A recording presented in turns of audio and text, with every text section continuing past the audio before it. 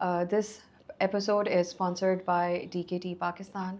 DKT Pakistan has started an initiative of 200 one-room clinics in underserved areas of Pakistan. یہ ایک myth ہے کہ IUCDs جو ہے وہ infertility cause کرتی ہے. یہ بالکل غلط ہے.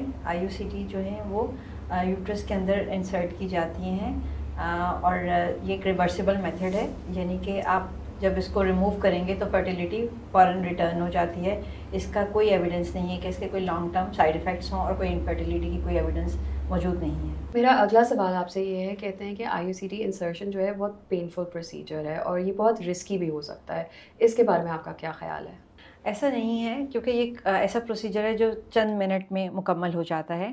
تھوڑی بہت کریمپنگ ڈیفینیٹلی ہو سکتی ہے, جیسے کہ پیریڈس کے دوران کریمپنگ ہوتی ہے, اور وہ بھی ایک نارمل عام پین کلر سے اوور کم کی جا سکتی ہے.